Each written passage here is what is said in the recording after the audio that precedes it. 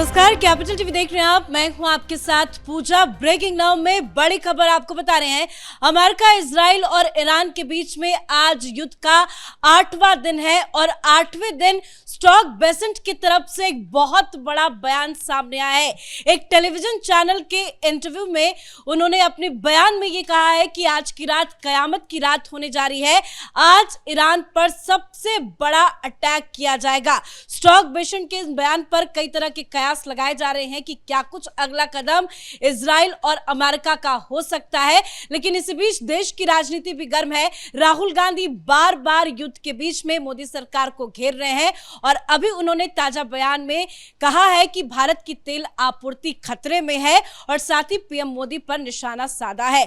तो युद्ध से जुड़ी तमाम बड़ी अपडेट आपको बताएंगे। देश में चल रही राजनीति पे भी अपडेट देंगे। चर्चा के लिए मेरे साथ जुड़े हुए हैं कैपिटल टीवी के editor in chief doctor Manish Kumar. Sir, Rahul Gandhi का बयान क्या मायने निकाले जाए, क्यों बार बार मोदी सरकार को घेर रहे हैं? देखिए, राहुल गांधी के पास जानकारी नहीं होती है। उनको लगता है कि वो पूरे ब्रह्म ज्ञानी व्यक्ति हैं। पहले से ही उन्होंने कह दिया भाई तेल का बड़ा, भाई कुछ पता कर लो, कुछ जानकारी हासिल कर लो। हिंदुस्तान में चाणक्य बैठे हुए हैं। एक बहुत बड़ी खबर मैं आपको देने जा रहा हूं और ये खबर ये है कि ईरान और हिंदुस्तान के बीच एक सीक्रेट डील हुआ है और उस सीक्रेट डील के तहत हिंदुस्तान आने वाली तमाम जो ऑयल कैरी करने वाले जो जितने भी जहाज हैं वो स्ट्रेट ऑफ हॉर्मुज से बिना किसी खतरे से वो हिंदुस्तान आ पाएंगे। मतलब ये कि जो कोई भी, चाहे वो कुवैत से आ रहा हो, कतर से आ रहा हो, बहरीन से आ रहा हो, सऊदी अरब से आ रहा हो, यूएई से आ रहा हो, जो हमारा जो तेल जो कोई भी वहां से आ रहा है वो हिंदुस्तानी जहाज के ऊपर ईरान अटैक नहीं करेगा। इसके मायने आप समझिए।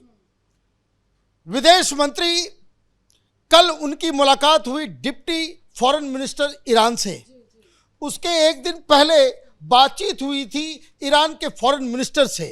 और अभी क्या स्थिति है कि जो दुनिया भर का जो ऑयल स्ट्रेट ऑफ हॉर्मुज से गुजरता है, जो बंदर अब्बास के पास जो मेन बैटल ग्राउंड है, जिसकी वजह से वो सारे जो ऑयल टैंकर जो उनको इधर आना था वो नहीं आ रहा, सब स्टक किया हुआ है। तो ईरान ने शुरुआती दौर में ये कहा था कि सिर्फ और सिर्फ जो चाइनीज वेसल्स हैं उनको हम गुजरने देंगे, बाकी कोई गुजरेगा तो हम मार देंगे।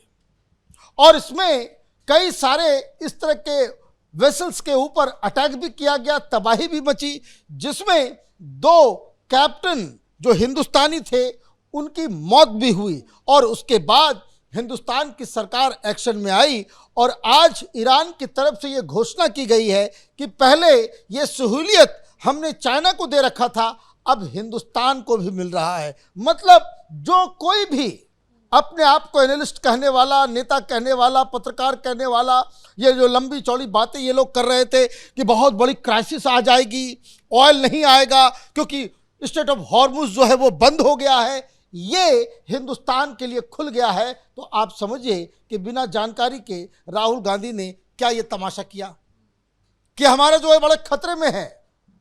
पाकिस्तान को भी अलाउ नहीं है, ये भी समझ लीजिए। पाकिस्तान को भी जो वेसल्स हैं उसको टारगेट किया जाएगा। और इसके संदर्भ को आप समझिए कि ये बातें क्यों हो रही है, क्योंकि इस बयान से ठीक पहले ईरान की तरफ से ये कहा गया कि हम देखना चाहेंगे कि डोनाल्ड ट्रंप ने कहा कि we will capture strait of Hormuz, ये बंदर अब्बास के पास जो वो 30 किलोमीटर चौड़ा जो वो स्ट्रेट है, वो समुद्री रास्ता, उसके ऊपर हम कब्जा करेंगे। वहां जो जहाज निकलेगा, ऑयल वेसल्स, उसको हम संरक्षण देंगे, साथ में हम एस्कॉर्ट करेंगे। लेकिन ईरान की तरफ से कहा गया कि हम इंतजार कर रहे हैं कि कैसे आप उसको जो है आप संरक्षण दें, जो संरक्षण देने आएगा उस नेवल शिप के ऊपर भी हम अटैक करेंगे। तो ये परिस्थिति थी। लेकिन ऐसा क्यों हुआ? ऐसा इसलिए हुआ क्योंकि कांग्रेस पार्टी जो है वो थोड़ा ज़्यादा ही इम्पेशेंट है, राहुल गांधी की तरह। ये लोग सामने आ गए। क्या कहा था कि जो वो आयरिस देना जो डुबा दिया गया, उसके लिए हिंदुस्तान को जो है आप उसके पूरे रेस्क्यू मिशन के अंदर, रेस्क्यू के लिए हिंदुस्तान की सैनिक ने, हिंदुस्तान की नेवी ने उसमें बाकायदा एक रोल अदा किया। और इसी तरीके का एक और जो उनका फ्रिगेट जो था, एक युद्धपोत, छोटा युद्धपोत, वो फंसा हुआ था। ईरान ने हिंदुस्तान से मदद मांगी और हिंदुस्तान ने कहा कि कोची पोर्ट के अंदर आप आ जाओ। तो कोची के अंदर जो हमारा नेवल बेस है, वहां पे ईरान के युद्धपोत को हमने शरण दी है। तो आप ये समझिए कि हम इजराइल के भी दोस्त हैं, ईरान के साथ भी हमारी बातचीत चल रही है। इसलिए मैंने कहा अचानक के बैठे हुए हैं। The nation is in a very safe hand. इसमें राजनीति की कोई जगह नहीं होनी चाहिए। आपको यह समझना पड़ेगा कि हिंदुस्तान किस तरीके से इस पूरे युद्ध में हिंदुस्तान को सुरक्षित रख रहा है और हिंदुस्तान के दुश्मनों का एक एक हिसाब अपने आप लग जा रहा है। तो ये पूरी कहानी है कि ताकि ये जो पूरा का पूरा जो, अब देखिए ऑयल क्राइसिस है, ग्लोबल जो रेट्स हैं वो ऊपर जा रहा है, लेकिन हिंदुस्तान में कोई भी फर्क, पेट्रोल के दाम बढ़ गए क्या? हाँ, और इस पे तो सरकार भी जवाब बार बार दे रही है कि नहीं, हमें कोई दिक्कत नहीं है, हमारे पास स्टॉक भी है, ना ही रेट्स बढ़ेंगे। सरकार तो सांत्वना भी दे रही है। देखिए हमारे पास जो टोटल, कल मैंने इसके ऊपर रिसर्च किया, 90 दिन जो अभी तक मीडिया में बताया जा रहा था कि 26 दिनों का टोटल 90 दिनों तक का हमारे पास स्टॉक है। और अब ईरान से जो ऑयल आता है, वो जो उस रास्ते जो आता है खाड़ी के देशों से, वहां से हम आज ले पाएंगे, आज की जो कहानी है। दूसरा, रूस से जो आने की जो बात है, रूस से भी हम ऑयल ले रहे हैं। तो there is no crisis. Rahul Gandhi को सपने आते हैं और इसलिए उस तरह के बयान करते हैं। अब आते हैं कि जो आपने कि 8वें दिन ये स्कॉट बेसेंट ने क्या ये कह दिया, ये डोनाल्ड ट्रंप ने भी कल कहा। ये बातें इजराइल की तरफ से भी कही गई है कि अब ये मसला बड़ा विकराल रूप लेने जा रहा है। ट्रंप ने कल कहा था कि ईरान को बिना शर्त के तुरंत सरेंडर कर देना चाहिए। और अभी राष्ट्रपति का ईरान का बयान आया है, वो कह रहे हैं कि ये अमेरिका का सपना हो सकता है, हम कोई सरेंडर करने नहीं जा रहे हैं। देखिए वो सरेंडर नहीं करेंगे, क्योंकि ईरान के अंदर जो लड़ने वाली शक्तियां हैं वो वहां की सरकार है, जनता नहीं है।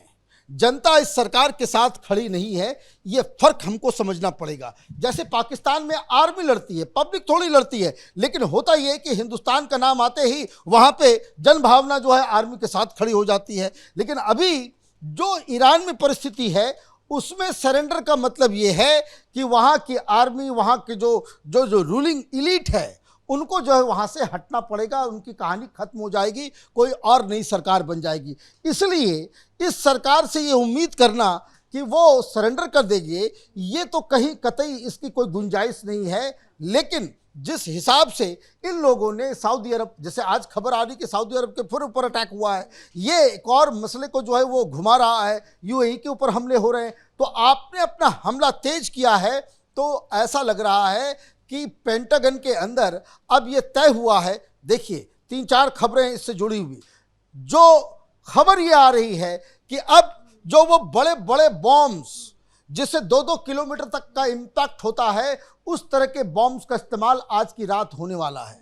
प्लस खबर ये आ रही है कि अभी तक तो 2 जो एयरक्राफ्ट कैरियर्स जो है वो पर्शियन गल्फ के अंदर थे। अब बताया ये जा रहा है कि तीसरा एयरक्राफ्ट कैरियर, उसे वॉशिंगटन कहते हैं, उसे भेजा जा रहा है। मतलब नेवल फोर्सेस भी बढ़ाए जा रहे हैं। और आज जिस तरीके से खबर आ रही है कि एयर स्ट्राइक्स करीब करीब 1000 जगहों पे किया जाएगा।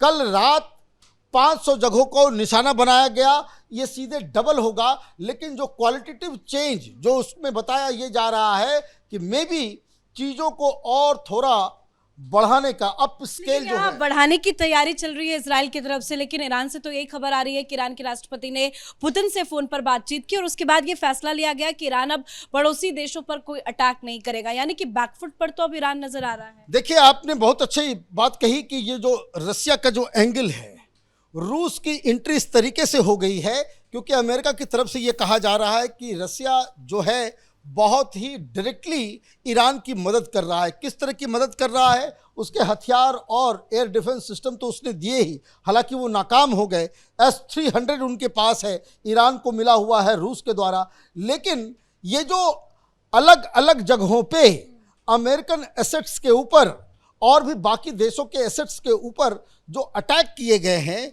आरोप ये लग रहा है कि ये सारा लोकेशन वो रूस अपने सैटेलाइट के जरिए, चीन अपने सैटेलाइट के जरिए ईरान को पहुंचा रहा है। मतलब ईरान की मदद तो कर रहा है लेकिन डायरेक्टली नहीं, इनडायरेक्टली, कि ताकि आप उसमें डायरेक्टली इन्वॉल्व ना हो। लेकिन अब पुतिन साहब की तरफ से ये कहा गया है कि आप चीज़ों को और ख़राब कर दे रहे हैं, क्योंकि आप अलग अलग देशों, जो सुन्नी देश हैं, उसके ऊपर आप अटैक कर रहे हो, इससे मामला आपके खिलाफ जा रहा है। लेकिन ये बात तो हुए कई घंटे बीत गए, कल ही इस तरह की बातचीत ईरान और रूस के बीच में हुई। लेकिन अगर ये सब कुछ था तो आज सवेरे सवेरे क्यों ये खबर आ रही है कि सऊदी अरब के ऊपर अभी भी जो है अटैक्स हो रहे हैं, यूएई के ऊपर अटैक्स हो रहे हैं? तो ये मुझे लग रहा है कि ईरान का डेस्परेशन और ईरान इस तरीके के स्ट्रेटजी पे चल रहा है कि आप पूरे दुनिया में ऑयल क्राइसिस क्रिएट कर दो, कि ताकि ये मुल्क, चाहे वो सऊदी अरब हो, यूएई हो, वो ये कहने लग जाए कि ये हमारा युद्ध नहीं है, हमको इससे कोई लेना देना नहीं है, अमेरिका से हमें और इजराइल से हमें कोई लेना देना नहीं है। ये दबाव अमेरिका के ऊपर पड़े और ये युद्ध खत्म हो। लेकिन ये स्ट्रेटजी काम होती नजर नहीं आ रही है। बस जानकारी के लिए, तो भारत में ऑयल क्राइसिस का कोई भी इफेक्ट नहीं दिख रहा है। तेल भरपूर है और पूरा स्टॉक में है और बार बार भारत सरकार की तरफ से बताया भी जा रहा है। लेकिन राहुल गांधी जानबूझकर उल्टे सीधे बयान दे रहे हैं और एक बार फिर से उन्होंने एक भड़काऊ बयान दे दिया है, लोगों को गुमराह कर रहे हैं। उन्होंने कहा है कि भारत की तेल आपूर्ति खतरे में है, साथ ही पीएम मोदी को घेरा है। लेकिन जानकारी यही है कि भारत के सामने कोई संकट नहीं है, लेकिन मिडिल ईस्ट में संकट बढ़ता दिखाई दे रहा है। आज एक बार फिर से अमेरिका की तरफ से ये बड़ा बयान दिया गया कि आज एक बड़ा अटैक किया जाएगा, तो ईरान भी पलटवार लगातार हर रिएक्शंस पे दे रहा है। इस बड़ी खबर में इतना ही। देखते रहिए कैपिटल टीवी। नमस्कार।